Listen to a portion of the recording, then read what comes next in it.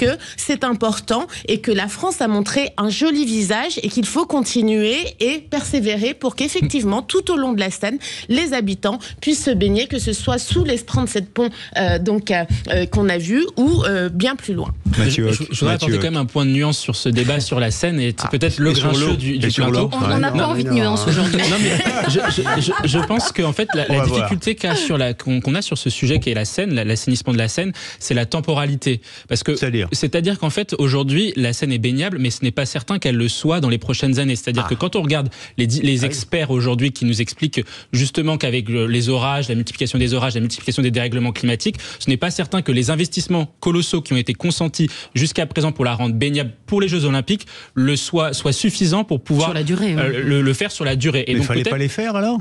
Justement, en fait, les experts nous disent qu'en tout cas, il faudrait entre 20 et 25 milliards d'euros pour rendre la Seine baignable sur une durée qui soit une durée totale. Or, est-ce que l'on peut aujourd'hui se permettre ce type d'investissement ? Est-ce que c'est ça l'urgence ? Vous dites non. Exactement, moi je pose juste la question est-ce que vraiment payer 2 fois le budget de la justice en France pour rendre la Seine aux Parisiens, est-ce que c'est quelque chose qui soit raisonnable dans le contexte actuel des finances publiques ? Mais quand Fanta Berete nous dit c'est une France qui gagne, moi je pense à celle des ingénieurs, des techniciens, des ouvriers du SIAP et de tous les services qui ont concession ou pas pour nettoyer l'eau et pour la rendre potable, je pense à tous ces gens-là, mais tous ces gens-là en l'occurrence, moi je me tourne vers la gauche, je fais un peu de provoque avec les Bachelet, ils ont été bâchés pendant des années parce qu'on disait non, il y a que les concessions municipales, les régies municipales qui sont louables, et vous, la gauche, vous avez souvent dit il faut plus d'entreprises. Rendez-vous et on laisse derrière nous un certain nombre de nos problèmes, ça ne veut pas dire qu'ils n'existent pas, mais nos cœurs s'embrasent et c'est tant mieux. Le peuple français est au rendez-vous, Mathieu Hoc.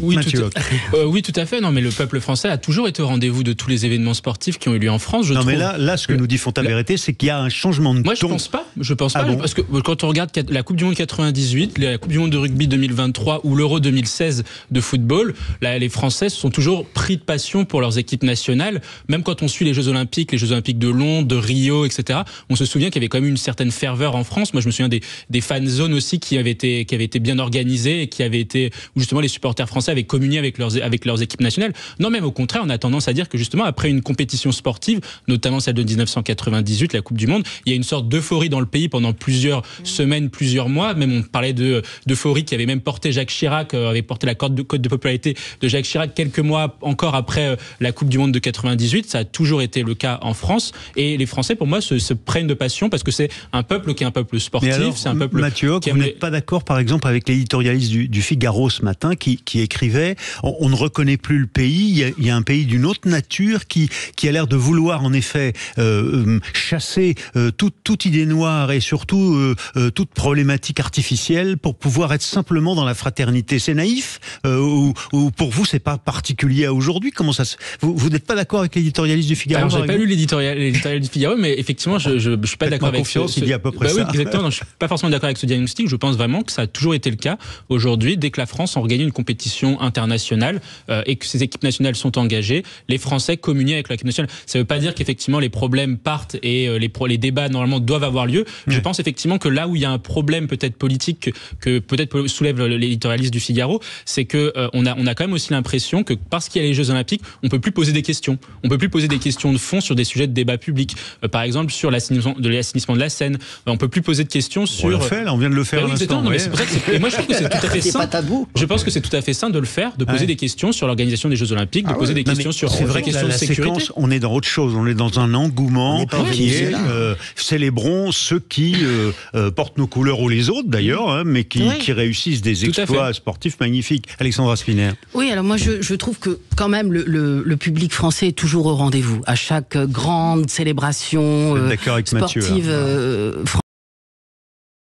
Ils sont parlementaires. Populaire, sous-entendu. Non, mais c'est ridicule. Mais au-delà de l'Assemblée. Mais enfin, c'est grotesque. C'est grotesque. Moi, tout à l'heure, je disais qu'effectivement, on pouvait poser des questions. Et effectivement, il faut que ces Jeux Olympiques soient audités, etc. Il faut qu'il y ait un fait. Non, mais là-dessus, je suis d'accord avec cette idée-là, de toute façon, dans tous les cas. Donc, je vais pas me renier parce que c'est le nouveau Front Populaire. En revanche, moi, ce que j'interroge sur ce que fait le nouveau Front Populaire, c'est cette volonté de faire toujours du buzz, de faire toujours, en fait, c'est une culture un peu TikTok de la vie politique. C'est-à-dire qu'en fait, l'objectif pour Clémence Guettet et ses amis, c'est de faire en fait des extraits sur Twitter, de dire que voilà, on va interroger on va faire du géobashing pour pouvoir justement faire du buzz sur les réseaux sociaux, faire monter leur code politique, exciter un certain nombre de leurs électeurs. C'est un peu ça, et je trouve que c'est assez petit en termes de vision politique et de hauteur de vue, parce que ces Jeux Olympiques, on peut les questionner sur les questions d'organisation, sur les questions de sécurité, etc. Mais il y a des leviers parlementaires qui existent. Une commission d'enquête à l'Assemblée nationale, c'est quelque chose qui aurait son sens.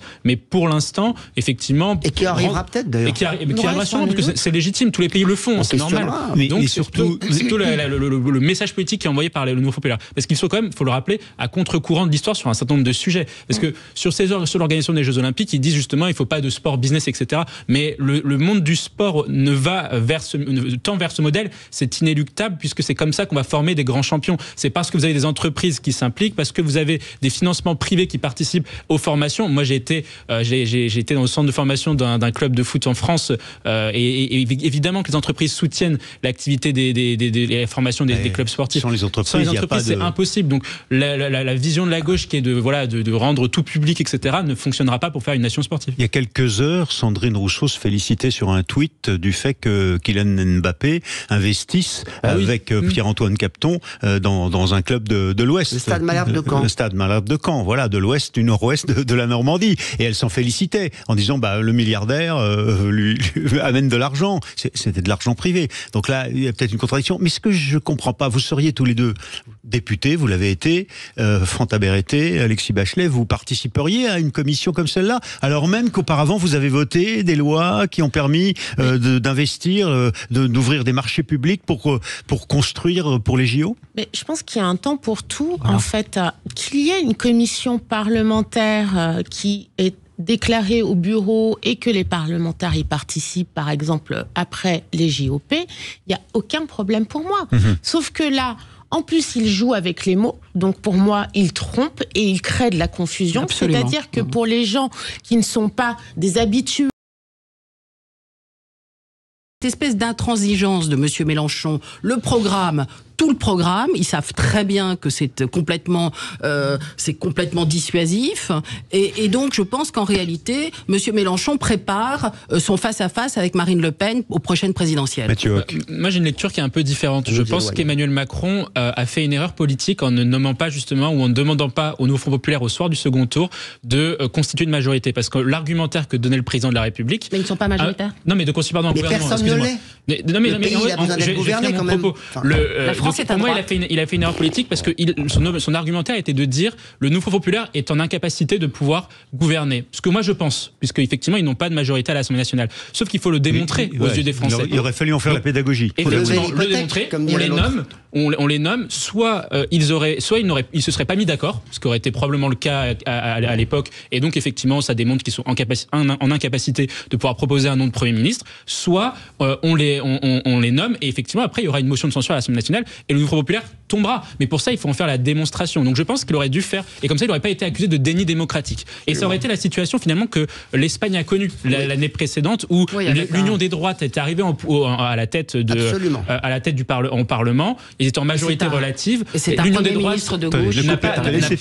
L'Union des droites n'a pas réussi à proposer un Premier ministre, et c'est Pedro Sanchez, leader socialiste, qui est encore aux manettes. Et il n'y a pas de déni démocratique en Espagne, contrairement à la France. En revanche, pour revenir sur le sujet initial, sur ce que fait Lucie Castet, je pense que c'est d'une certaine façon assez grotesque, puisqu'il faut quand même rappeler que pour le choix de l'usine, parce que la gauche quand même, le Nouveau Front Populaire, et les écologistes quand même se sont trompés. L'usine Durex, ça aurait été plus rigolo. Durex, les capotes. Les écologistes et la gauche s'est quand même trompé sur un certain nombre de sujets liés à ces sujets-là, notamment sur la politique industrielle. C'est eux qui ont contribué depuis 1981 à désindustrialiser le pays par des mesures économiques, normatives et fiscales qui sont contre les entreprises. Je rappelle quand même qu'entre 1981 et aujourd'hui, on a perdu 2 millions d'emplois industriels dans le pays. Donc c'est assez grotesque. Ils vont justement chez Duralex qui essayent de s'en sortir et qui oui, mais c'est eux qui sont les problèmes. On va pas réussir on va pas lutter contre un problème avec les personnes qui ont causé ce problème-là. Bon, Duralex, je rappelle que c'est le verre, les fameux verres, tout le monde les connaît.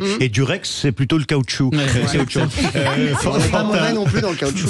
Oui, non, mais Durex, ils n'ont pas de problème. problème, hein, ça fonctionne, ça se vend bien. Je parle de l'action qui fonctionne. Fanta. Vous voulez que je réponde à quoi? Il y a tellement de sujets là-dessus. Non, c'était sur le travail, la pression au président. Bon, mais je reviens à Alexandra, alors qu'il voulait précisément répondre sur les entreprises, parce qu'on soutient pas assez les entreprises. Au fond, c'est ce que dit Mathieu, et on les célèbre pas assez alors qu'elles ont contribué largement au succès des JO. Mais pardon, Fanta. Alors, juste sur Castel. Bon, moi, ce qui m'a choquée en tant que fille d'ouvrier, c'est de voir des gens qui mettent des bleus. Merci. Une fois de temps en temps. Macron, la classe politique française a réagi. À droite, globalement, les macronistes plutôt favorables. Et à gauche, à part quelques socialistes, là, vraiment, il y a une hostilité. Qui veut réagir? Mathieu Hoc. Je peux commencer. La difficulté qu'on a avec Emmanuel Macron, c'est en fait avec quelle ligne politique on est d'accord. Parce qu'en fait, Emmanuel Macron, en tout cas, les relations entre la France... Elle est claire, la ligne politique. Je vais y venir. Les relations entre la France et le Maghreb démontrent que le en même temps ne peut pas fonctionner. C'est-à-dire qu'en fait, Emmanuel Macron, pendant des années, depuis 2017, il s'est fâché avec le Maroc parce que justement, lui, il a fait... Tout en se fâchant avec l'Algérie. Exactement. Parce que lui, il avait ciblé l'Algérie. Il disait, voilà, il faut une réconciliation entre la France et l'Algérie. Et c'est pour ça qu'il nous a, pardonnez-moi de l'expression, entre guillemets, humiliés sur la scène internationale, puisque justement... Carrément. Oui, parce que pour moi, il a cédé au chantage du régime algérien qui est de pratiquer ce qu'on appelle la rente mémorielle sur la guerre d'Algérie. C'est-à-dire que le régime algérien fait du chantage à l'égard de la France en disant, voilà... sur le passé, exactement, en capitalisant sur cette rente-là. Et Emmanuel Macron était rentré dans ce jeu-là avec l'Algérie. Donc il s'était brouillé avec le Maroc. À tel point que lorsqu'il y a eu l'année dernière le séisme au Maroc, le Maroc n'a pas fait appel aux Français, aux pompiers français, aux experts français, alors qu'il le faisait traditionnellement puisque nos relations étaient bonnes. Donc il avait réussi à nous couper de relations historiques avec le Maroc alors que nos relations doivent être très bonnes avec ce pays-là. Ça y est, on est réconciliés. Et ensuite, exactement, donc pour justement là maintenant il opère un revirement parce qu'avec l'Algérie ça ne se passe pas bien puisque de toute façon avec le régime algérien on n'ira jamais assez loin dans l'excuse, on n'ira jamais assez loin dans le fait de céder à leur chantage mémoriel et donc ils essayent de se rapprocher du Maroc. Moi, je suis favorable au rapprochement entre la France et le Maroc, mais il aurait fallu justement ne pas se fâcher avec le Maroc auparavant. Donc j'ai bien compris, vous êtes d'accord